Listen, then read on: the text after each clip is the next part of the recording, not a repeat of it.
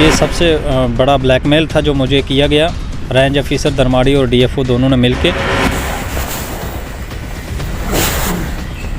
तो मैंने range officer से बात करने की कोशिश की तो उन्होंने साफ लफ्ज़ों में 2 लाख की मांग कर दी कि आप 2 लाख पैसे दोगे तो हम जेसीपी को छोड़ देंगे। वापस देंगे तो 70। 1 मंथ तक आपने जेसीबी खड़ी करके रखी है, ना तो आप कानूनी कार्रवाई कर रहे हो, ना तो मशीन को सीज़ कर रहे हो।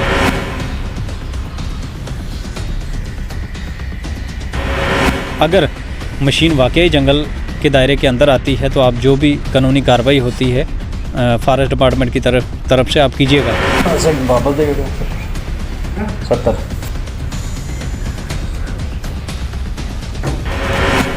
नमस्कार, आप देख रहे हैं दैनिक स्टेट समाचार और मैं अर्जुन सिंह। आज हम जिस विषय पे बात करने जा रहे हैं वो है करप्शन। जम्मू कश्मीर में 370 और 35 से हटने के बाद दावे किए गए कि जम्मू कश्मीर से पूरी तरह करप्शन को ख़त्म कर दिया जाएगा, पर ऐसा लगता नहीं है कि जम्मू कश्मीर में करप्शन ख़त्म होने की बजाय बढ़ रही है। ऐसी ही एक वीडियो सोशल मीडिया पे लगातार वायरल हो रही है, जिसमें एक व्यक्ति ने स्टिंग ऑपरेशन किया और 2 लाख की रिश्वत देने का दावा किया। उन्होंने कहा कि रेंज ऑफिसर दरमाड़ी ने उनसे 2 लाख की रिश्वत मांगी और 2 लाख की रिश्वत ली।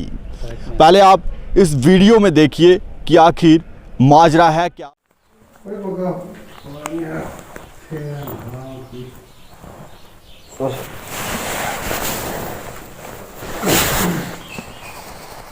हो गई है तुमने तो सही आ गया। वापस देंगे तो 70। मनी साहब दे नहीं अच्छा लिखे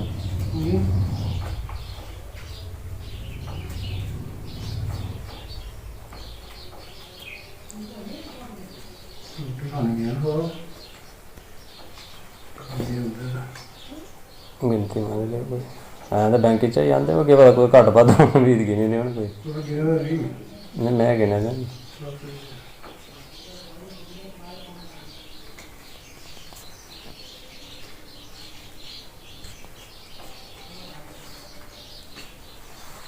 वीडियो शूट की और जिसने ये स्टिंग ऑपरेशन किया वो हमारे साथ मौजूद हैं। उनका नाम है अल्ताफ सरपंच। हम उनसे बात करते हैं कि आखिर कारण क्या है और क्यों उनको रिश्वत देनी पड़ी। अल्ताफ सरपंच जी, आपका स्वागत है। शुक्रिया आपका कि आपने मेरी आवाज़ आला काम तक पहुंचाने की कोशिश की। तो जैसे कि आपने बताया, ये सबसे बड़ा ब्लैकमेल था जो मुझे किया गया। रेंज ऑफिसर दरमाड़ी और डीएफओ दोनों ने मिलके मैंने एक काम लगाया था जो कि रोड था 1 किलोमीटर का ही, और मैं मस्जिद की तरफ ले जा रहा था और वहाँ पे एक वार्ड भी आती थी उस साइड पे।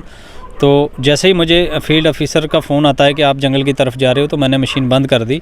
तो जब मशीन बंद करने के बाद मैंने वापस कर दी, मालिक को मशीन भेज दी कि भैया आगे जंगलात आ रहा है तो हम डॉक्यूमेंट्स कंप्लीट करके इसके बाद शुरू करेंगे। उसके 15 दिन के बाद उस मालिक की मशीन को वो नरलू ब्रिज से उठाते हैं, पंप से उठा के दरमाड़ी अपने गेट के अंदर ले जाते हैं। और जब गेट के अंदर ले जाते हैं तो तब वो ये बात कहते हैं कि हम इस पे कानूनी कार्रवाई करेंगे, मशीन को सीज़ करेंगे। और मैंने वो भी बताया उनको कि आप जॉइंट वेरिफिकेशन कीजिएगा।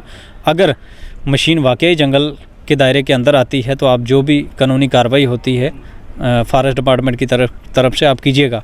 लेकिन ये ऐसा 1 मंथ तक चलता रहा। मुझे रोज़ तारीख पे तारीख देता रहा, मैं जाता रहा, तो कुछ बात समझ में नहीं आई।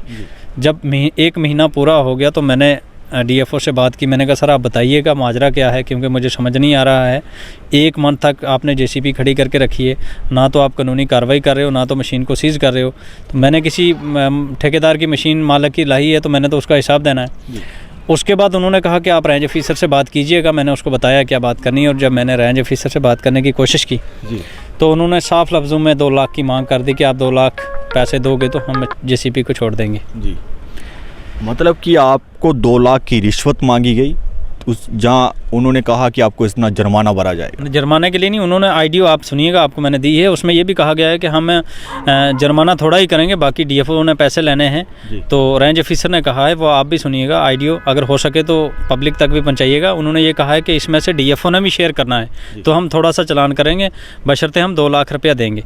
तो मैं 1,30,000 रुपया पहली तारीख को लेके आया, क्योंकि मेरे पास पैसों का बंदोबस्त नहीं हो सका। आप जानते हो एक सरपंच की 3,000 रुपया तनख्वाह है, तो इम्पॉसिबल है ये इतने पैसे करना।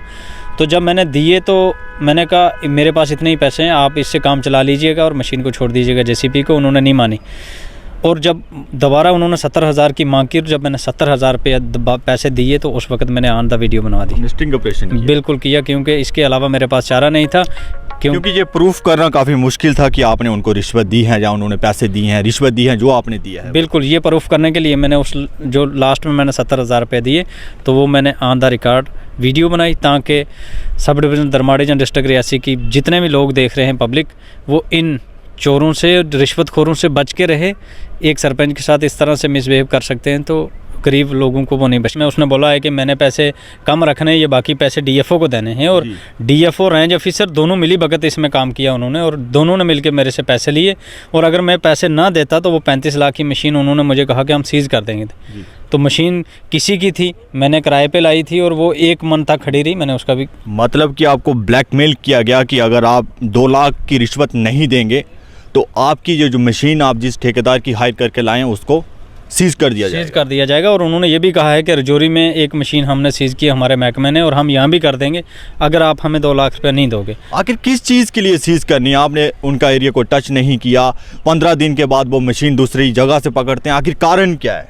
कारण यही है कि शरेआम रिश्वत लेना, क्योंकि एडमिनिस्ट्रेशन की डील है, वहाँ पे आईएएस अफसर एसडीएम बैठे हुए हैं।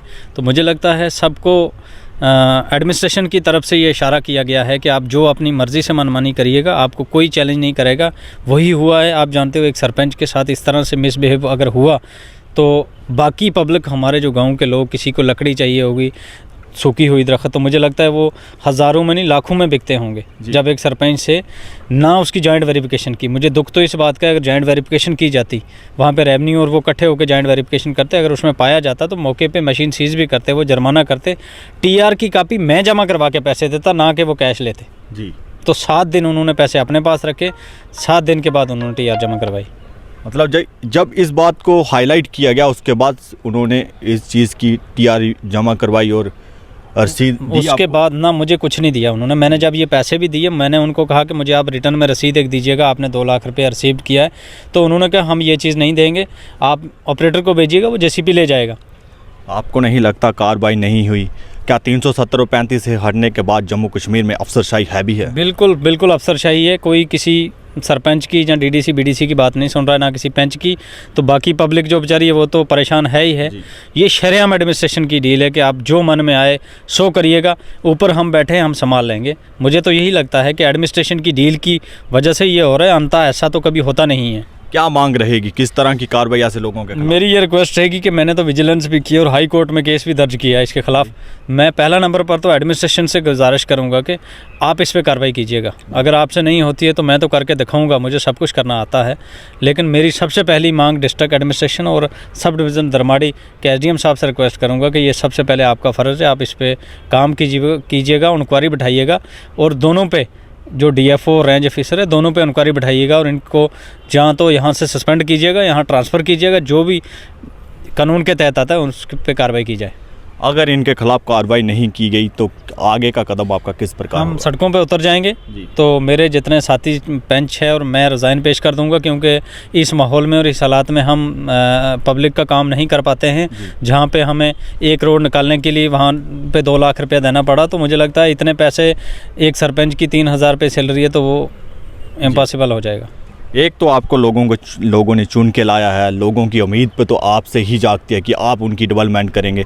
अगर इसी तरह आपको रोका गया तो लोगों का विश्वास आपसे उठ जाएगा। बिल्कुल उठ जाएगा। देखो, लोगों ने तो मुझे उसी दिन से कहा था जिस दिन इन्होंने पैसे लिए कि हम सड़कों पे उतर जाएंगे, लेकिन मजबूरी ये थी कि जेसीबी किसी दूसरे ठेकेदार की थी जो मैंने किराए पे लाई थी। वो उन्होंने गेट के अंदर से, जैसे ही गेट से बाहर आई जेसीबी, तो मैंने ये हाईलाइट कर दी बात कि मेरे से इन्होंने इतनी रिश्वत ली। हालांकि रिश्वत देना भी गुनाह है और लेना भी गुनाह है, लेकिन मैंने ये काम नहीं किया है। मैंने देने के उसकी बाकायदा वीडियो बनाई है। मैंने उस बात को दबके नहीं रखा, उसको ओपन किया, हाईलाइट मजबूरी में किया, और मैंने उसको हाईलाइट किया।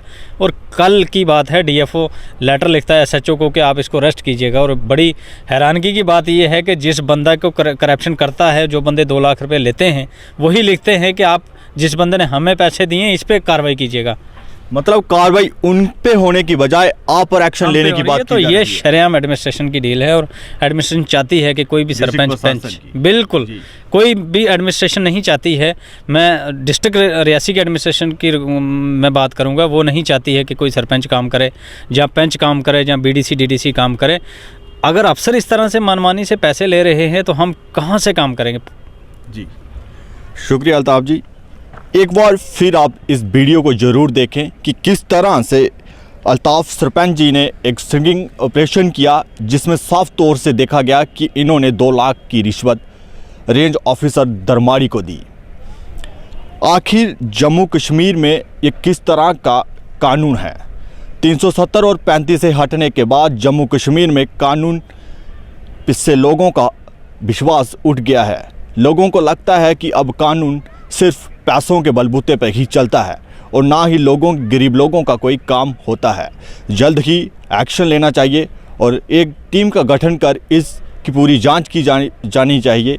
कसूरवार पाए जाने वाले अफसरों के खिलाफ तुरंत कार्रवाई की जानी चाहिए। आप देखते रहें दैनिक स्टेट समाचार और मैं अर्जुन सिंह, कैमरामैन रमेश ठाकुर के साथ।